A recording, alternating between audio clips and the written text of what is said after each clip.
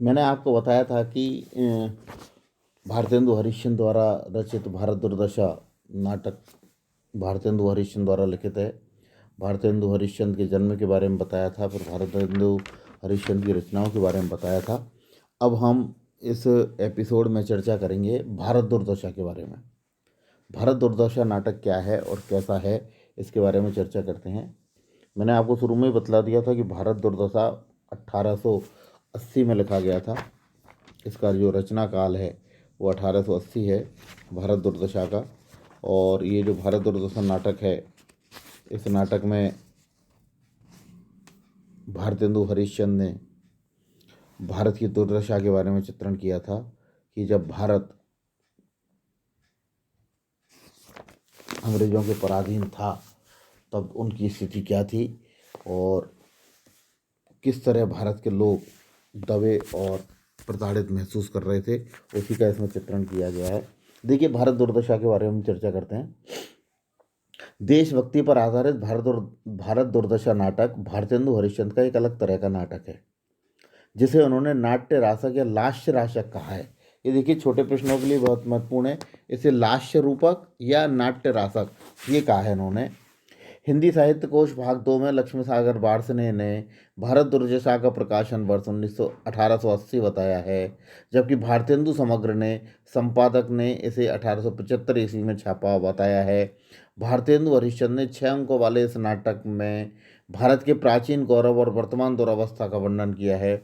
2 पद के मंगलाचरण के पश्चात आरंभ प्रथम अंक में भारतेंदु ने प्राचीन गौरव का वर्णन किया है।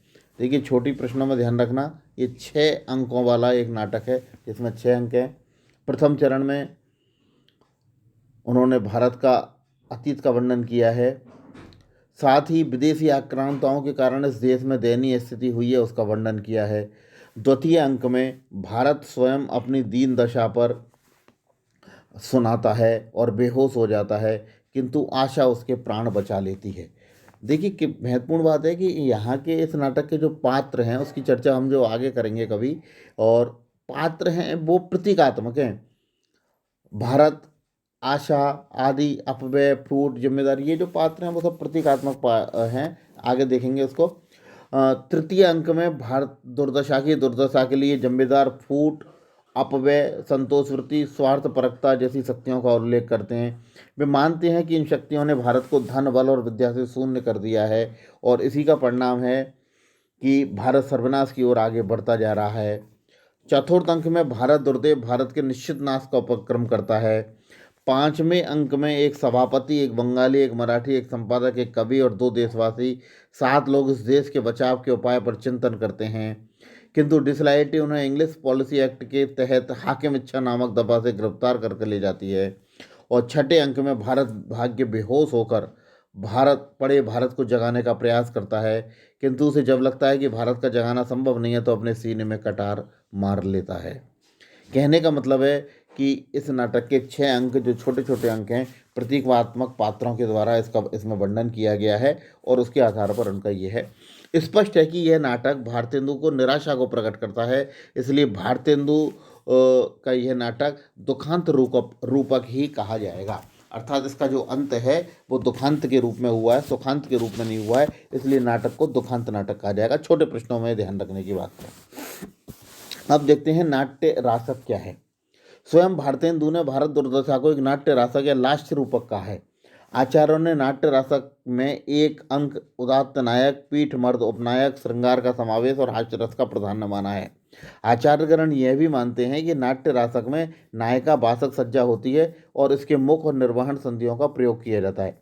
कतिपय विद्वान यह मानते हैं कि नाट्य रासक में प्रतिमुख संधि को छोड़ से सभी संधियां मुख, गर्भ, विमर्श और निर्वहन का प्रयोग होता है। नाट्य रासक में लास्य के, देखिए लास्य का जो प्रयोग किया है, गे पद स्थित पट, आसीन, पुष्प वाटिका, प्रच्छेदक, विदूषक, सैंधव, उत्तमोत्तक तथा उक्त प्रयुक्त जैसे 10 अंगों की योजना रहती है एवं ताल और लय का विधान होता है।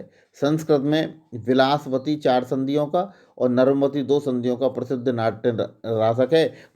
हिंदी में भारत दुर्दशा को भी नाट्य रासक माना जा सकता है। ये बिल्कुल स्पष्ट है कि भारत दुर्दशा एक नाट्य रासक के रूप में प्रकट होता है।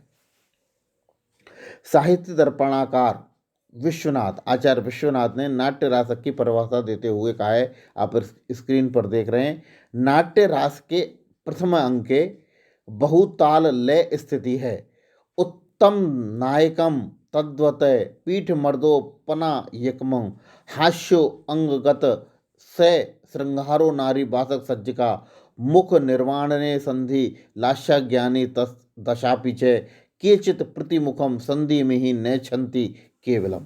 अर्थात जो ऊपर हमने वर्णन किया था, आचार्य विश्वनाथ ने भी उसको इस संस्कृत में इस तरह से लिखा है। कहने का मतलब है लास्य नाटक की स्थिति क्या है वो प्रकट हो रही है। अर्थात नाट्य रासक एकांकी है, ये ताल लय बहुल होता है, इसका नायक उदात्त और पीठ मर्द उपनायक होता है, श्रय श्रृंगार हास्य अंगिरास होता है, बासक सज्जिका नारी नायिका होती है, मुख निर्माण निर्वहन संधियाँ होती हैं, केवल प्रति मुख संधि ही उसमें नहीं होती, शेष सब उसमें होती हैं। 10 और लास्यांग होते हैं, 2 संधि वाला नाट्य रासक है नर्मति और 4 संधि वाला विलासिता। ये इस तरह का इसमें वर्णन किया गया है।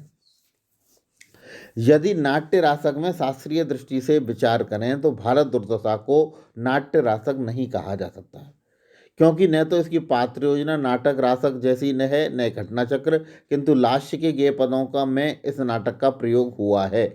वस्तुतः भारतेंदु हरिश्चंद्र ने संस्कृत नाट्य शास्त्र को दृष्टि में रखकर नाटक नहीं लिखे थे, प्रत्युत उन्होंने हिंदी में सर्वथा नई नाट्य परंपरा का सूत्रपात किया, जिसकी जड़ें उन्होंने संस्कृत नाटक और लोक साहित्य में की थीं।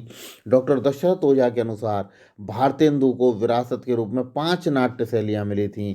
व्रज की रासलीला शैली, रामलीला की शैली, यात्रा नाटक की शैली, स्वांग नौटंकी शैली और रघुनंदन नाटक शैली। इन शैलियों का प्रभाव भारतेंदु की नाट्य कला पर पड़ता है और इसी का परिणाम है कि भारत दुर्दशा के ऊपर उन्होंने विभिन्न प्रकार के स्थितियों का वर्णन किया। अब आगे हम देखते हैं, इसमें अगला जब बिंदु पढ़ेंगे हम, भारतेंदु हरिश्चंद्र और भारत दुर्दशा की पृष्ठभूमि क्या है। और इसकी जो पृष्ठभूमि है वो यही प्रकट होती है कि भारतेंदु के समय फारसी रंगमंच का जनता पर प्रभाव पड़ गया था, जिसकी पुअरता और अश्लीलता से भारतेंदु को बहुत पीड़ा हुई थी। उन्होंने फारसी रंगमंच को चुनौती देते हुए एक नाट्य शैली के कारण भारत का अभिजात्य वर्ग नाटक विधा से विमुख हो रहा था, इसके लिए कोई सम्मानजनक विधा नहीं थी। तो उन्होंने पहले गंभीर नाटक लिखे, उसके बाद उन्होंने नाटक शीर्षक निबंध लिखकर हिंदी नाट्य शास्त्र परंपरा की जो है नींव रखी थी। और ये कारण है और वही समाज में एक परिवर्तन का श्रेष्ठ काम हुआ था। देखते हैं आगे।